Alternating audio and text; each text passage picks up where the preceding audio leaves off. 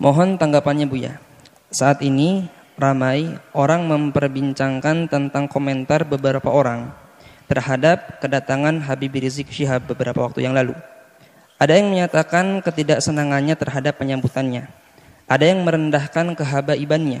Kemudian juga meremehkan perjuangannya. Bahkan ada juga yang mencaci atau mengolok. Mohon tanggapannya Buya. Bagaimana menyikapi tentang hal-hal semacam ini Buya? Terima kasih. Bismillah. Kami akan menjawab. Pertama, kami bukan orang FPI. Harus tahu itu. Saya bukan anggota FPI. Kemudian setelah itu yuk kita pandang segala permasalahan dengan akal yang jernih dan hati yang tenang. Pertama adalah kedatangan Habib Rizik disambut oleh orang sebanyak itu kemauan umat, bukan rekayasa, bukan dibayar mereka. Ayo, Anda posisi seperti saya, adil, Anda tidak di FPI dan tidak jadi musuh FPI. Anda berada di tengah-tengah, ayo. Kedatangan mereka, umat segitu banyak, bukan direkayasa. Bukan, kalau rekayasa mau dibayar biar datang, nggak ada. Bahkan ini masa pandemi, semua orang meninggalkan kerjaannya dengan sukarela. Maka yang harus kita pahami, ada apa di balik ini semuanya? Kerinduan kepada apa sih mereka kok sampai seperti itu? Kita jujur. Nggak perlu kita marah-marah ini. Kadang-kadang dimarahkan Habib Rizik. Habib Rizik ingin datang ke negerinya, ingin berjuang, ingin berdakwah. Bukan direkayasa kedatangan mereka itu semua. Nah ini yang pertama yang harus kita pahami supaya kita tidak suudzon ini. Enggak ada rekayasa. Bahkan yang datang itu orang rela berkorban. Kemudian kedatangan beliau adalah apa tadi, membuat kerusakan, keramaian dan sebagainya. Mari kita pandang dengan jujur juga. Kalau Habib Rizik mengadakan kumpulan, demo dan sebagainya misalnya. Jujur Anda, apa sih yang diminta Habib Rizik? Habib Rizik tidak minta pulau untuk pesta apa. Tidak juga minta jabatan apa. Tapi yang diminta apa? Coba kita cari. Anda jujur sebagai bangsa Indonesia yang adil, yang jujur, apa yang diminta? Jejer permintaannya apa sih? Dulu permintaannya adalah bagaimana ada orang yang mengucapkan kalimat yang merendahkan umat Islam dengan merendahkan Al-Quran, ayo diadili. Apakah permintaan semacam ini salah? Coba dilihat dulu apa sih permintaan Habib Rizik? Ini harus jujur Anda melihat Habib Rizik kalau kumpul-kumpul minta apa? Yang diminta apakah Habib Rizik ingin pemerintah memfasilitasi, Habib Rizik ingin membangun tempat minuman keras paling besar sejagat raya? Enggak juga. Kalau Habib Rizik minta begitu, kita berontak semuanya. Yang diminta apa? Coba kita jujur. Yang diminta baik atau jelek? Kalau yang diminta baik, kenapa kita bingung yang diminta baik kok? Keadilan misalnya. Harus ada misalnya menghentikan kemungkaran. Selagi yang diminta baik. Isunya yang diminta baik. Maka jangan gampang menilai orang dengan buru-buru. Sekarang jujur minta apa? Anda bisa melihat di media. Atau Anda datang kepada Habib Rizik minta apa? Kan begitu. Yang diminta apa? Yang diminta adalah yuk kita menegakkan. Habib Rizik misalnya FPI di beberapa tempat minta agar kemungkaran di sini dihentikan. Loh, kemungkaran dihentikan apakah permintaan yang salah? Karena kemungkaran itu akan merusak orang lain. Coba yang diminta apa? Ini jujur dulu. Kalau yang diminta adalah menghentikan sesuatu yang membahayakan umat. Umat membahayakan itu bukan saya membahayakan di dunia. Kita punya iman di akhirat. Yang membahayakan di dunia nggak boleh. Misalnya Habib Rizik memasang ranjo-ranjo, kita hentikan. Membahayakan di dunia. Memberhentikan membahayakan di dunia pun harus membahayakan urusan dunia. Kita wajib menghentikan. Apalagi jika yang diminta adalah menghentikan segala sesuatu yang bakal merusak akhiratnya umat misalnya. Dan itu memang yang diserukan adalah selama ini yang kami ketahui adalah mengajak itu. Bagaimana agar kemungkaran tidak terus merebak, kemudian juga bagaimana keadilan bisa ditegakkan. Di saat menuntut keadilan bukan berarti orang-orang yang lagi berkuasa 100% tidak adil. Ada beberapa tempat yang kurang serasi atau perlu disesuaikan agar terjadi keadilan. Jadi minta keadilan itu wajar sah. Keadilan berlaku untuk siapa? Untuk semua umat, untuk bangsa ini. Bukan keadilan untuk Habib Rizik dan FPI-nya, bukan. Keadilan untuk semuanya. Coba yang diminta apa? Lah ini maksud kami adalah jangan buru-buru menilai. Yang diminta apa? Bukan minta bantuan untuk membangun pesantrennya di mana, bukan untuk kepentingan ormasnya, bukan. Akan tapi selama ini disuarakan adalah seputar itu. Bagaimana menghentikan kemungkaran, bagaimana menghadirkan keadilan, kemudian bagaimana membatasi sepak terjang orang yang tidak banyak manfaatnya untuk negeri ini misalnya dengan suara-suara seperti itu. Bagaimana menghentikan kebobrokan moral. Ini kan permintaan yang baik semuanya. Kalau seandainya menyuarakan selain Habib Rizik bagaimana? Kalau Anda mau, kenapa di saat disuarakan Habib Rizik tidak mau? Jujur ini. Ini harus perlu kejujuran ini. Kita menilai dari luar seperti ini. Selagi keinginannya baik, maka adalah permintaan itu yang harus kita jadikan sandaran kita untuk menilai. Kemudian selanjutnya kepada Bapak Presiden atau siapapun yang akan menjadi presiden. Ini adalah risalah cinta kami kepada Pak Presiden. Ya kalau mendengar alhamdulillah, kalau tidak mendengar Allah berdengarkan ke hati, biarpun telinganya tidak mendengar. Atau calon presiden, ketahuilah bahwa jabatan kepresidenan itu sangat terbatas. Apa artinya 1 kali naik, 2 kali naik, ujung-ujungnya adalah kesengsaraan yang panjang di akhirat nanti. Maka mumpung Allah beri kesempatan untuk naik surga tertinggi, maka hendaknya Pak Presiden atau para calon presiden itu, apalagi yang mereka adalah benar-benar ahli la ilaha illallah. Termasuk Pak Presiden kami yakin ahli la ilaha illallah. Orang beriman. Perhatikan keimanan tersebut. Jadikan jabatan presiden ini adalah untuk selamat di akhirat.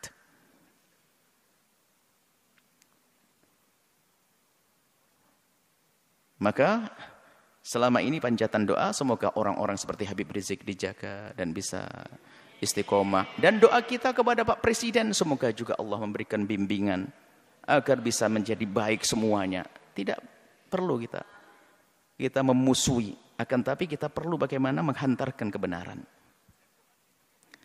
Kita tidak punya permusuhan dengan Bapak Presiden. Akan tapi kami punya cinta karena kami tahu beliaunya adalah ahli la ilaha illallah. Kami ingin bahasanya kelak juga selamat di akhirat. Maka mohon, atau calon-calon presiden yang akan datang. Ingat, jadi presiden adalah berbatas waktunya. Tapi akhirat adalah selamanya dan tidak berbatas. Maka jangan sampai di saat menjabat kepresidenan ini adalah ditipu oleh orang-orang yang ada di kiri kanan kita misalnya. Yang punya kepentingan syahwatnya, urusan dunianya, tidak ada hubungannya dengan imam. Sehingga kita akan kebawa ke sana. Maka pandanglah dengan adil. Orang yang bakal mengganggu akhirat Anda pinggirkan. Anda bisa melihat pasti. Di kalangan menteri, di kalangan pokoknya harus dibersihkan dari orang-orang yang bakal mengganggu keselamatan kita di akhirat. Kami yakin Anda ahli iman. Kami mendengar Anda jadi imam sholat. Anda juga umroh. Subhanallah.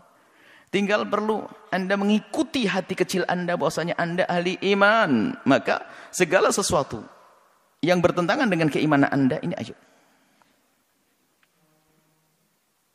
diberesi, diselesaikan. Karena itu akan ada tuntutan dan tanggung jawab di hadapan Allah Subhanahu wa taala. Kemudian berlapanglah dengan masukan atau kritik dari siapapun. Maka di saat ada misalnya selama ini rame seperti tadi hubungan dengan Habib Rizik dan sebagainya. Yang diminta adalah kami yakin yang diminta Habib Rizik adalah di hati kecil Anda adalah Anda setujui. Keadilan, kebaikan dan sebagainya. Kami ingin bertemu ini maksud. Kami yakin insyaAllah. Kami yakin khusnudzon bahasanya Anda orang beriman dan presiden setelahnya. Kami tidak mengarah kepada presiden hari ini. Selagi itu keinginan yang baik, ayo kita kita sambut. Dan nanti secara umum, kritik itu justru mengangkat kita. Bagaimana kita menjadi waspada. Kritik itu, kadang kita tidak bisa sadar, tidak bisa mengoreksi diri kita sendiri. Akhirnya dengan kritik itu kita bisa berbenah. Kalau tidak ada kritik kita nggak akan waspada. Seperti di lembaga begini, kalau tidak ada kritik nggak akan ada perubahan. Ada yang kritik Buya, kenapa kok begini? Langsung kita buat perubahan. Gini, menarik. Semakin banyak yang mengkritisi Anda, sebenarnya semakin besar peluang Anda untuk menjadi lebih bagus. Hanya di saat dikritiki oleh seseorang, kita lihat, kita pelajari. Lalu bagaimana? Yang mengkritik itu sendiri diajak untuk menyelesaikan bersama. Karena yang mengkritisi biasanya punya bahan, punya modal untuk menyelesaikan masalah. Seperti ini. Ini adalah kepada pemerintah. Jangan menuruti orang-orang yang hanya menuruti hawa nafsunya. Anda akan rugi. Hidup Anda berbatas. Hidup Anda berbatas. Kita tidak rela ahli la ilaha illallah di alam barzah mendapatkan seksa dan di padang mahsyar tersiksa, di akhir tersiksa. Tapi surga untuk semuanya. Surga untuk ulama, surga juga untuk presiden kalau mau. Inilah, maka kalau seandainya kesadaran semacam ini hadir, nggak akan ada ontran-ontran semacam ini. Semuanya aman tentram. Semuanya aman tentram. Bisa. Orang punya niat busuk akan terlihat begitu mudah.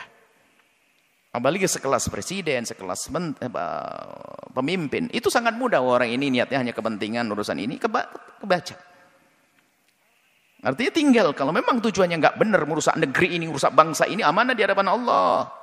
Ya jangan diperkenankan orang semacam itu. Begitu. Jujur, bukan karena hawa nafsu, bukan hanya mempertahankan kekuasaan. Biarpun kita pertahankan akan berakhir ini kekuasaan. Kalau tidak kita pertahankan dengan cara yang benar. Tapi harapan kami adalah yang menjabat di negeri ini, presidennya adalah dengan Allah, dengan imannya, lalu selamat nanti di akhirat. Maka demo-demo yang selama ini Anda dengar, Anda perhatikan, Anda sambut. Sebagai seorang bapak ngayomi anak, sebagai seorang presiden, apa sih yang ayo diskusi yang baik. Seperti itu. Jadi, selagi itu yang diminta hal yang baik, jangan ditolak. Kecuali dia minta jelek. Minta membuat, mestinya ya harus ditolak itu. Perusahaan yang haram, perusahaan merusak, perusahaan ini, perkumpulan merusak. Ini yang harus kita tolak. Tapi kalau orang berkumpul, datang kepada Anda, menyuruh, mengajak kepada kebaikan, hendaknya Anda bertanya. Karena itu sebetulnya mereka menghantarkan surga untuk Anda. Seperti itu. Jadi ini kepada Bapak Presiden hari ini atau presiden yang akan datang. Semoga ini menjadi kaidah. Siapa menjadi presiden, hendaknya seperti itu.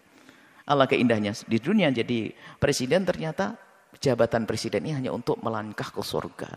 Sebab surganya presiden lebih mudah, gede banget. Karena apa? Dia punya kekuatan.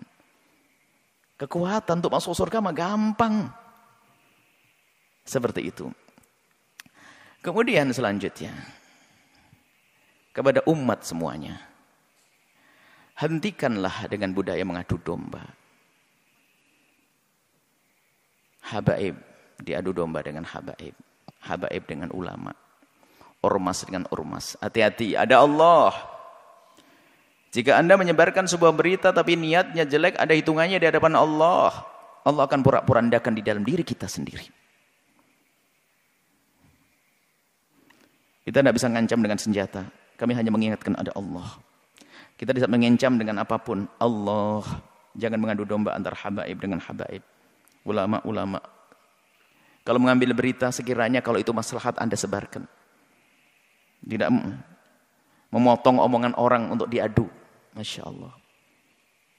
Khususnya para habaib adalah dzurriyyah Nabi SAW yang kita harus mencintai mereka. Apalagi menyebarkan berita-berita. Maka kepada umat semuanya, ayo ada hitungannya. Yang biasa mengadu domba, maka ketahuilah di dalam rumahnya pun pasti tidak semesra. Ingat, yang biasa menyebar berita-berita enggak karuan itu sebetulnya di rumahnya pun tidak mesra dia. Tidak akan indah di rumahnya. Dengan saudaranya mungkin rebutan waris dengan ini. Lihat, yang biasa menyebarkan fitnah begitu tuh. Yang suka nyebar fitnah-fitnah, memfitnah para habaib, memfitnah para ulama itu, kalau dilacak dalam rumahnya enggak ada mesra. Itu enggak tegur sapa sama saudaranya berbulan-bulan, bertahun-tahun mereka. Mungkin enggak akur dengan bapaknya juga. Kenapa? Hati yang kotor itu. Lihat. Menfitnah habaib. Menfitnah umat Nabi Muhammad, ngadu domba umat Nabi Muhammad saja enggak boleh, apalagi ini dzurriyyahnya Nabi Muhammad sallallahu alaihi wasallam. Kemudian Ada karena marah dengan seperti Habib Rizik, marah dengan seperti ini, lalu sampai mengarah kepada perendahan kepada nasab, innalillah. Sampai ada yang mengatakan katanya, apa betul itu turun Nabi, ayo dites DNA, astagfirullah, innalillah. Menafikan, menolak nasab yang sudah jelas semacam itu, maka itu seperti mengqadhaf, menuduh orang melakukan zina, dosa besar. Kalau sudah jelas itu nasab, sudah kita akui. Jangan mengatakan DNA-nya ini. Ada apa? Kalau kita bukan habaib, mestinya kita mencintai, bukan mengendengki dan ngiri. Enggak ada artinya. Ngiri tambah jauh. Kalau kita mencintai, kita bersambung. Beliau menjadi habaib juga dipilih oleh Allah. Bukan permintaannya. Maka kita yang mandang harus mandang dengan hormat. Adapun masalah jika ada yang kurang tepat di antara habaib salah, ya kita kewajiban menegur. Seperti kita menegur anak kita. Seperti di pondok kita ini banyak habaib, anak-anak habaib. Yang salah ya kita tegur. Tentunya dengan kasih dan cinta. Tapi kalau sudah mengarah kepada penolakan nasab, ini sudah ada kebenci dan ngiri. Ini adalah bahaya sekali. Hati-hati ini. Kemudian juga kepada pengikut-pengikut FPI. Jangan sampai Anda menodai Habib Rizik. Sepak terjang Anda harus benar-benar direstui Habib Rizik dan diketahui dan sesuai dengan apa yang ada di pikiran dan hati Habib Rizik. Kita tidak ingin ada sebagian orang melakukan satu tindakan ternyata mencoreng Habib Rizik. Ini menjadi masalah. Jangan sampai tujuan Habib Rizik yang mulia, yang istimewa ini ternodai oleh kita-kita apa orang-orang yang dengan perilaku yang terburu-buru hanya mendahulukan hawa nafsu dan sebagainya. Nah ini maka di sini kita ingin bahwasanya perjuangan orang-orang seperti beliau ini, Habib Rizik ini bisa mulus, sukses. Kemudian nanti juga presidennya juga akhirnya juga sukses. Bangsa ini sukses, surgalah semuanya. Anda bercekcokan. Tinggal yang tersisa siapa? Orang yang sibuk ngadu domba, bermusuhan, caci maki dan sebagainya. Hidupnya begitu dia. Dia tidak mesra selamanya. Dan hendaknya antara ormas dengan ormas ini adalah untuk saling melengkapi. PFPI, ormas, NO, ormas. Nanti ada lagi ormas besar seperti Nahdlatul Wathon, ormas, Wasliyah, ormas. Tidak boleh jadi saling bermusuhan. Akan tapi ini adalah potensi umat Islam. Ingat, Anda punya Allah. Itu kekuatan.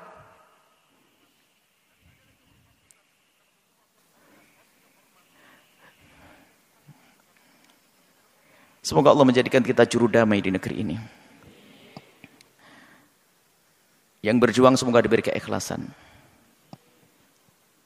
Yang punya kebencian dengan pejuang-pejuang semoga diberi kesadaran dan diampuni oleh Allah. Pejabat-pejabat semoga dimulai dari presiden sampai bawah semoga Allah berikan hidayah, bimbingan sehingga semuanya kita ini selamat. Tidak boleh kita mengharapkan orang celaka masuk neraka, enggak. Kita harus merindukan mereka. Nah, kalau semuanya atas dasar ini semuanya, kesadaran rindu kepada Allah, menganggap kebenaran sebagai kebenaran, maka semuanya akan beres. Yang menjadi masalah adalah kita dikuasai hawa nafsu. Kita tahu itu kebenaran hanya karena bertentangan dengan kepentingan pribadi saya, maka saya tolak. Enggak. Muncul kebencian-kebencian dengan para ulama, kebencian kepada para habaib, na'udzubillah. Adapun orang yang membenci Islam itu memang selalu ingin merusak Islam, itu urusan mereka dengan Allah, ada hukumannya nanti di akhirat. Jadi maksud kami mulai dari berbicara tentang Habib Rizik sampai terakhir pengikut Habib Rizik dan juga di dalamnya ada presiden, di dalamnya ada orang yang mempertanyakan nasab. Ayo, yang salah dalam rentetan cerita ini, ayo kita sadar diri. Kita ingin tentram damai. Tentram damai, jangan ada permusuhan, ya. Kita dengar kalau itu kebenaran sebagai kebenaran. Jangan sampai kita ini adalah mendahulukan hawa nafsu kita. Ingat nasihat mulia dari guru mulia. Kalau ingin berbicara, kalau ingin melangkah, kalau ingin berfatwa, kalau ingin mengeluarkan sebuah statement atau apapun, ukhruj min hadzi nafsik. Keluarkan dari kepentingan hawa nafsumu. Hawa nafsu jabatan, hawa nafsu tahta, hawa nafsu. Kalau kita bebaskan itu, maka kita bisa ngomong jujur dan adil nanti insyaallah. Dan tentunya setelah itu minta bimbingan kepada Allah Subhanahu wa taala dan kepada semuanya. Kami mulai dari Habibana Rizik sampai kepada pengikut-pengikut beliau, Pak Presiden dan sebagainya. Kami mohon maaf sebanyak-banyaknya jika kami ngomong di apa yang kami sampaikan ada menyinggung perasaan nyakit hati. Ketahuilah bahwasanya nuhibbukum jami'an, kami mencintai semuanya. Harapan kami adalah setiap kami bertemu dengan semuanya ini adalah semuanya saling senyum, saling pandang dengan penuh kasih sebagai muqaddimah pandangan kelak di surga bersama Nabi Muhammad SAW. Tegakkan kebenaran, keadilan, hentikan kemungkaran. Yuk kita menuju Allah Subhanahu wa taala.